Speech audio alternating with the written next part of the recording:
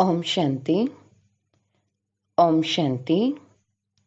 आज वाणी का सार है, मीठे बच्चे, इन आंखों से जो कुछ देखते हो उसे भूलना है। सब शरीरधारियों को भूल अशरीरी बाप को याद करने का अभ्यास करो। बाबा ने कहा, इन आंखों से जो कुछ देखते हो उसे भूलना है। सब शरीरधारियों को भूल अशरीरी बाप को याद करने का अभ्यास करो। प्रश्न है, तुम बच्चों का मुख ज्ञान से मीठा होता, भक्ति से नहीं, क्यों? तुम बच्चों का मुख ज्ञान से मीठा होता, भक्ति से नहीं, क्यों? बाबा ने कहा, क्योंकि भक्ति में भगवान को सर्वव्यापी कह दिया है। सर्वव्यापी कहने से बाप और वर्षे की बात खत्म हो गई है, इसलिए वहां मुख मीठा नहीं हो सकता। सर्वव्यापी कहने से बाबा कहते बाप और वर्षे की बात खत्म हो गई है, इसलिए वहां मुख मीठा नहीं हो सकता। अभी तुम बच्चे प्यार से बाबा कहते हो तो वर्षा याद आ जाता है, इसलिए ज्ञान से मुख मीठा हो जाता है। और दूसरी बात है, भक्ति में खिलौनों से खेलते आए, परिचय ही नहीं था तो मुख मीठा कैसे होगा? गीत है, ओम नमो शिवाय। ओम शांति। शिवाय नमः अथवा नमस्ते भी कहा जाता है। नमस्ते हमेशा बड़ों को की जाती है। मनुष्यों का बुद्धि योग पतित पावन बाप के साथ नहीं है। पतित को पावन बनाने वाला है ही एक, उनको कहा जाता है शिवाय नमः। यह भी बुद्धि में आता है कि शिव तो है निराकार। अगर शंकर को नमः करेंगे तो कहेंगे शंकर देवताय नमः। शिवाय नमः वह अलग हो गया, शंकर देवताय नमः वह अलग हो गया। ब्रह्मा देवताय नमः कहते हैं, ब्रह्मा तो है यहाँ। जब तक सूक्ष्म वतनवासी न बने तब तक उनको देवता कहा न जाए। यहाँ तो है प्रजापिता। जब तक यह प्रजापिता है, मनुष्य तन में है, तब तक इनको देवता नहीं कह सकते। देवता तो सूक्ष्म वतनवासियों को या तो जो नई दुनिया में रहते हैं उनको कहा जाता है। इससे सिद्ध होता है इस समय जबकि प्रजापिता है तो देवता नहीं कहेंगे। तुमको भी इस समय ब्राह्मण कहा जाता है, परंतु तुम दैवी बुद्धि अर्थात देवता बनने के लिए पुरुषार्थ कर रहे हो। देवताओं की तो महिमा है सर्व गुण संपन्न, 16 कला संपूर्ण। ब्रह्मा विष्णु शंकर की यह महिमा नहीं है। महिमा मनुष्य मात्र की और देवताओं की अलग अलग होती है। प्रेसिडेंट है, उनका पार्ट अपना, प्राइम मिनिस्टर का पार्ट अपना है। ड्रामा में पार्ट तो अलग अलग होगा ना। तो जब शिवाय नमः कहते हैं तो बाबा कहते शिव बाबा ही है। ब्रह्मा देवताय नमः, विष्णु देवताय नमः अलग है। शिव बाबा को ऐसे नहीं कहेंगे, उनको कहेंगे परमपिता परमात्मा। क्योंकि शिव और सालिग्राम है, वह छोटे छोटे दिखाते हैं। जो सालिग्राम है बाबा कहते वो छोटे छोटे दिखाते हैं, शिवलिंग बड़ा है, शिव बाबा बड़े हैं। बाबा ने समझाया है कोई भी छोटे बड़े नहीं होते हैं, उनको कहा जाता है परमपिता परमात्मा, गॉड फादर। ये क्यों कहते हैं? आत्मा सालिग्राम शिव को बाबा कहती है तो जरूर बाप से वर्षा मिलना चाहिए, क्योंकि वह है स्वर्ग का रचयिता। जरूर आदि सनातन देवी देवता धर्म की रचना परमपिता परमात्मा ने की होगी और कोई कर न सके। उस बाप को सर्वव्यापी कहने से वर्षे का नाम निशान गुम हो जाता है। जैसे कहते हैं गॉड इज ओमनी प्रेजेंट, हाजिरा हुजूर है। कसम भी जो उठाते हैं वे झूठा। कहते हैं ईश्वर बाप को हाजिर नाजिर जान, और बाप को जानते ही नहीं। बाबा ने कहा, तुम बच्चे जानते हो अभी ईश्वर हाजिर है, बरोबर वह सुप्रीम सोल है। उनकी महिमा सबसे न्यारी है। एक तो निराकार है, उनका नाम शिव है। उसका जिस्मानी नाम कभी पड़ता नहीं है।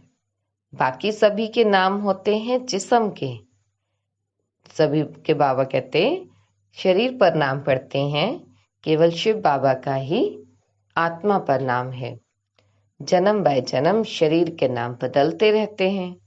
बाकी आत्मा आत्मा ही है, मनुष्यों का नाम बदलता है। कहेंगे फलाने का पितृ अथवा श्राद्ध खिलाते हैं तो वह याद आता है। अब जिस्म तो उनका जल जाता है, बाकी रहती है आत्मा। तो आत्मा को खिलाते पिलाते हैं, आत्मा को निर्लेप कह न सकें। बाप बैठ समझाते हैं, जब कोई शरीर छोड़ते हैं तो शरीर तो खत्म हो गया, फिर किसको खिलाते हैं? भले खिलाएंगे आत्मा को तो भी शरीर में मोह रहता है। यहाँ बाबा कहते हैं, कोई के शरीर के साथ मोह नहीं रखो, बिल्कुल नष्टो मोहा बनो। सब शरीरों को बुद्धि से निकालना है। अब इन आंखों से जो देखते हो वह भूलना है। बाप सिर्फ कहते हैं, मुझे याद करो, मेरा तो कोई शरीर नहीं है, इसलिए डिफिकल्टी होती है। सगाई की अंगूठी पहनाते हैं ना, अब वह तो निराकार है, उसका कोई चित्र नहीं है। अंगूठी पहनाई जाती है कि निराकार शिव बाबा को याद करो। नई बात हो गई ना।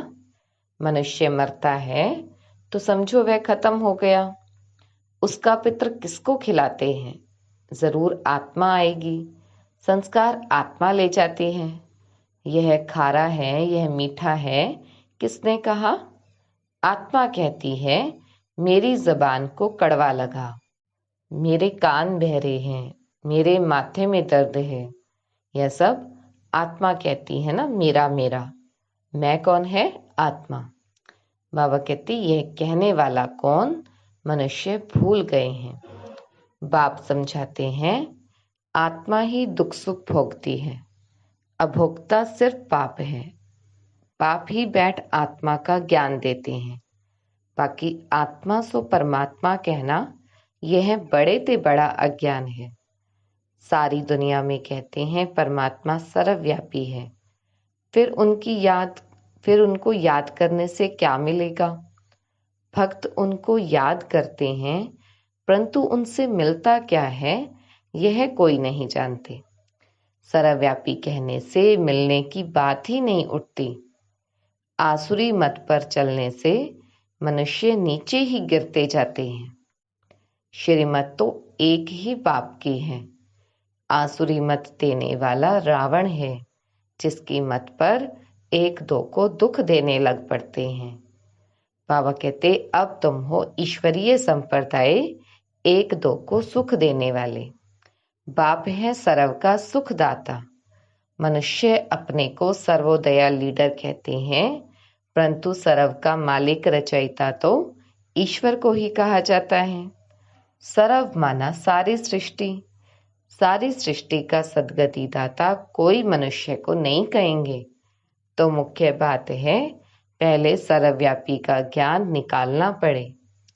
बाप को सब याद करते हैं। भक्त चाहते हैं भगवान आकर हमको कुछ देवे, तो बाप ने जरूर कुछ दिया है ना। रचयिता रचेगा तो देगा भी तो सही ना। बाबा देते हैं स्वर्ग की बादशाही। उस बाप को भूलना नहीं है, यही मेहनत है।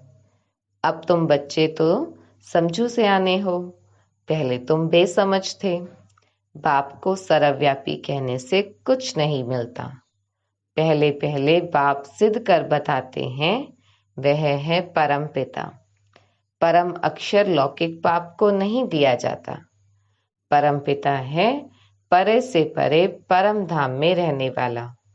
वह है सुप्रीम, वही मनुष्य सृष्टि का बीज रूप है।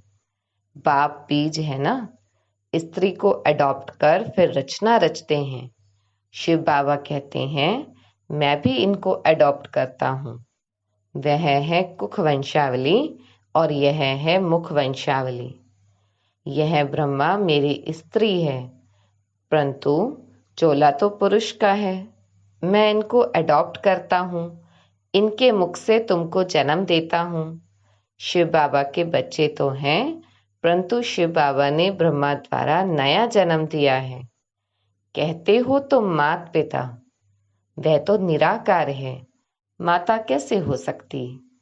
इसमें बहुत सूक्ष्म समझने की बुद्धि चाहिए। बाप को कहा है रचयिता, तो वह क्रिएट कैसे करे? जगत अम्बा सरस्वती जिसको कहते हैं, वह तो ब्रह्मा की बेटी मुखवंशावली गाई जाती है।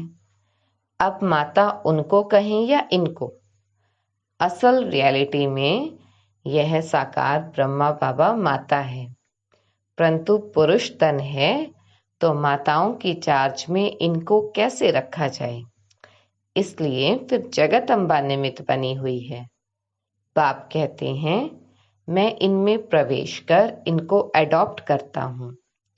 फिर तुम कहते हो हम ब्रह्मा द्वारा ईश्वर के बच्चे बने हैं, ईश्वर हमारा दादा है।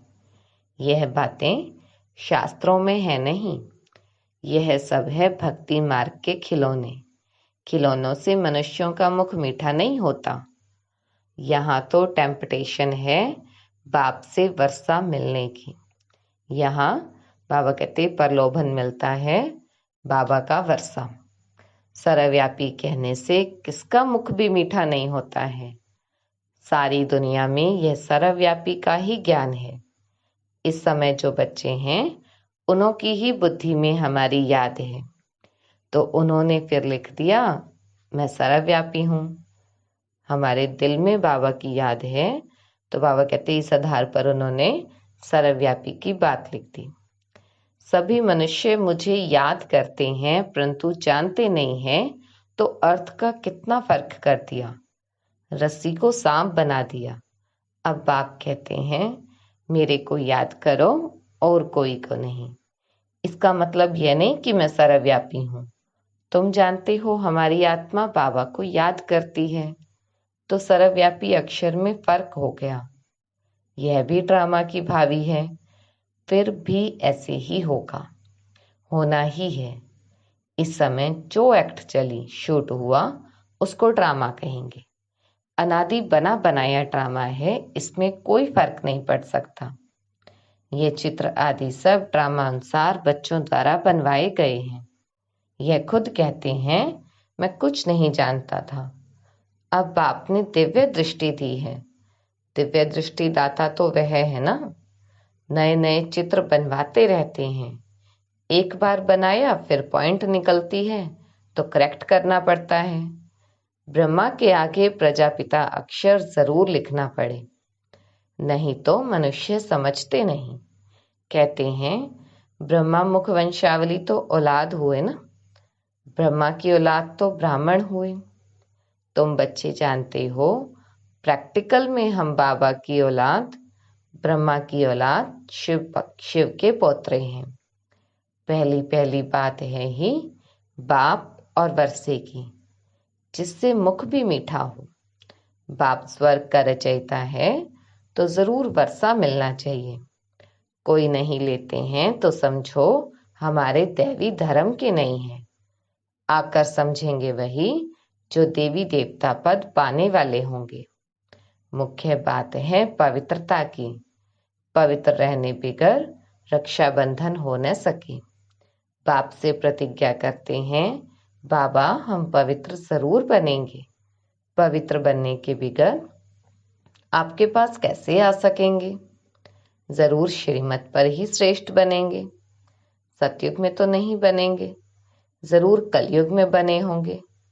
कलयुग अंत सतयुग आदि का संगम होगा, अर्थात संगम पर ही बाप आकर बच्चों को स्वर्ग का वर्षा देते हैं। भारत का नाम बहुत बाला है। भारत ही सचखंड और झूठखंड बनता है। और खंड गोल्डन एज में नहीं होंगे। दूसरे सभी खंड विनाशी हैं। यह है अविनाशी खंड। क्योंकि अविनाशी बाबा फिर से आए हैं। धर्म स्थापना की एक्टिविटी जो हुई है, कल्प बाद फिर वही चलेगी। बाप कितना वर्षा देते हैं, मोस्ट बिलव्ड बाप हैं। ग्रस्त व्यवहार में रहते हुए तुम प्रवृत्ति मार्ग वालों को पवित्र जरूर बनना है। सन्यासियों का निवृत्ति मार्ग वालों का धर्म ही अलग है। वैसे ही और अलग अलग अनेक धर्म हैं। वह स्वर्ग में नहीं आएंगे। जो हमारे धर्म के और धर्मों में मिल गए हैं वही निकलेंगे। अब तुमको कितना ज्ञान मिला है। तुम्हारा तीसरा नेत्र खुला है। त्रिकालदर्शी तुम बन रहे हो। सिवाय तुम ब्राह्मणों के और कोई भी मनुष्य मात्र त्रिकालदर्शी नहीं होते। देवताएं भी त्रिकालदर्शी नहीं हैं। बाप कहते हैं तुमको तीसरा नेत्र दे सज्जा बनाता हूं। बाबा कहते तुम बच्चे जानते हो हमारा अब तीसरा नेत्र खुल रहा है। जैसे बाप में सारे सृष्टि के आदि मध्य अंत का ज्ञान है, वैसे हम जो उनके बच्चे हैं हमको भी बाबा द्वारा ज्ञान मिला है। गोया हम मास्टर ज्ञान सागर बन रहे हैं। और किसको मास्टर ज्ञान सागर नहीं कहेंगे, परंतु तुमको भी ज्ञान सागर नहीं कहेंगे। तुम ज्ञान नदियां हो। बाकी ऐसे नहीं अर्जुन ने तीर मारा और गंगा निकल आई, न ही गऊ के मुख से पानी निकल आता है। बाबा कहते ना तो तीर मारने से गंगा निकलती है, ना ही किसी गऊ के मुख से पानी निकलता है। वहां गंगा कहाँ से आएगी। कहाँ तुम 2 भुजा वाले, कहाँ वह जगदम्बा को 4-6 भुजाएं दे देते हैं। तुम बच्चों को बहुत कुछ समझाना है। कई बच्चे कहते हैं बाबा की याद नहीं रहती है, अपने को आत्मा नहीं समझते, घड़ी घड़ी भूल जाते हैं। बाबा को याद नहीं करेंगे तो वर्षा कैसे मिलेगा। बाबा कहते हैं निरंतर मुझे याद करो तो उसी योग बल से तुम्हारे विक्रम विनाश होंगे। याद नहीं करेंगे तो मम्मा बाबा के तख्त नशीन कैसे बनेंगे। उनको कपूत कहा जाएगा। सपूत बच्चे तो बाप को निरंतर याद करने का खूब पुरुषार्थ करते रहेंगे। अंत तक करना ही है। बाप को जितना याद करेंगे उतना तुम्हारी कमाई है।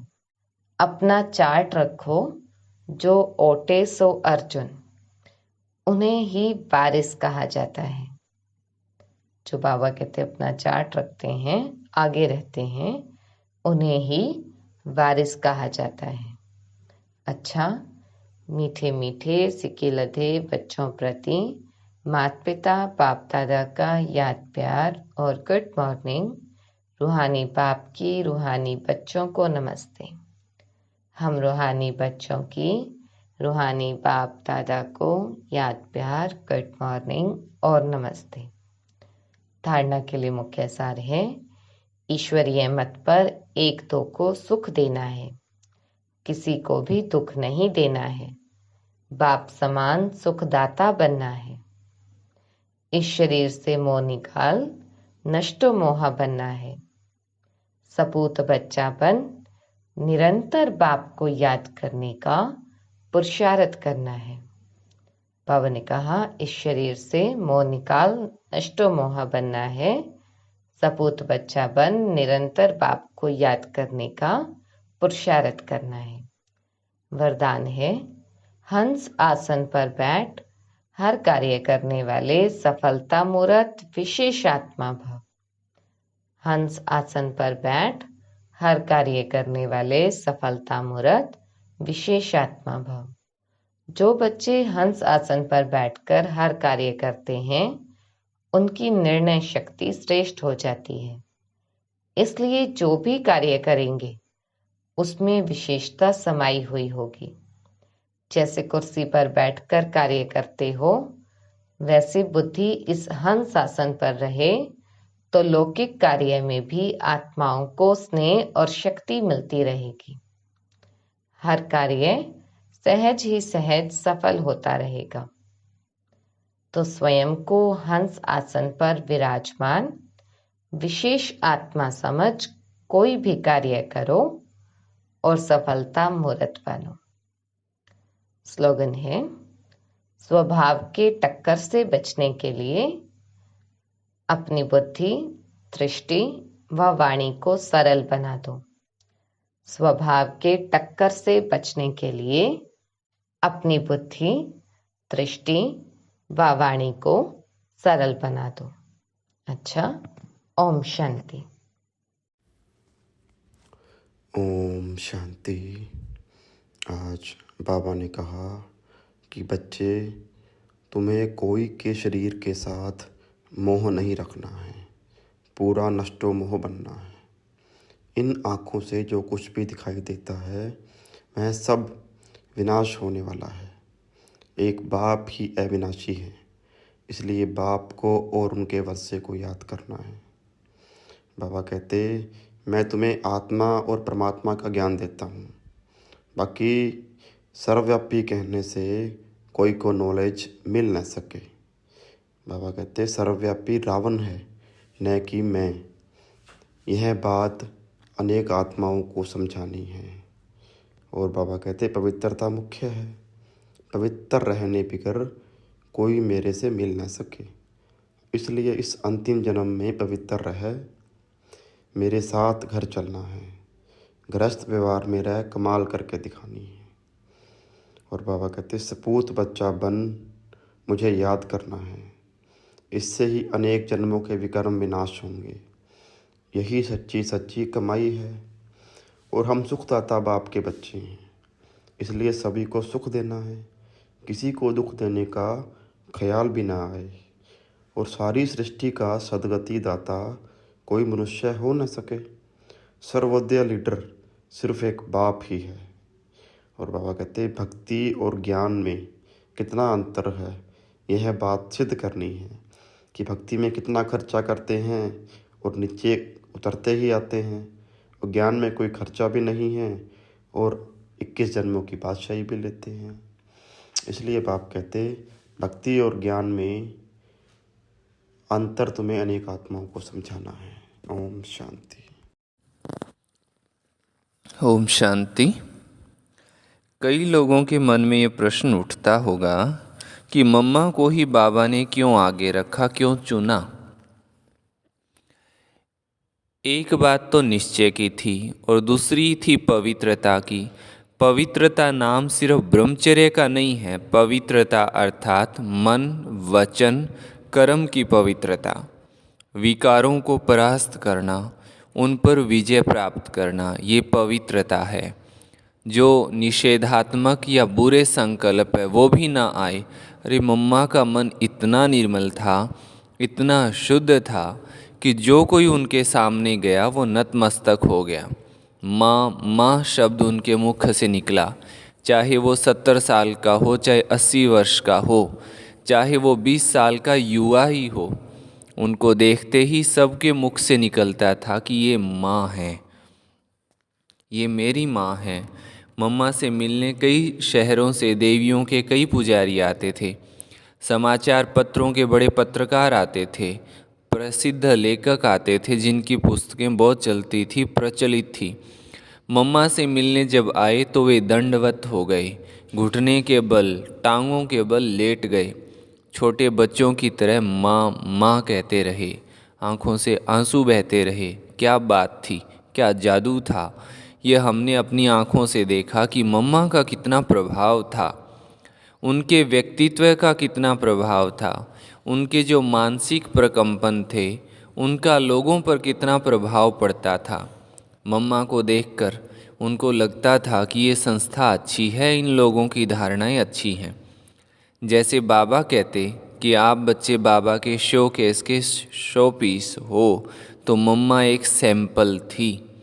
एक समय की बात है, बारिश का मौसम था, बहुत ज़ोर से बारिश हो रही थी। सेवा अर्थ मम्मा बाहर कहीं अन्य शहर गई हुई थी, उनको मधुबन में आना था। तब बाबा ने कहा, बच्चे सोचो, मम्मा आ रही है और तुमको पता है कि वो जगत की माँ है उस जगत की माँ को बारिश में उतारोगे? उस समय आबू में बहुत बारिश होती थी। सुबह मम्मा को पहुंचना था। बाबा ने कहा सुबह तक ये आंगन में एक शेड बना दो जिसके नीचे टैक्सी आ जाए और मम्मा उतरकर अपने कमरे में चली जाए। मम्मा के लिए बाबा के मन में क्या ऊंची भावनाएं थी। जब मम्मा सेवार्थ बाहर जाती थी तो बाबा उनको आबू रोड रेलवे स्टेशन तक छोड़ने जाते थे।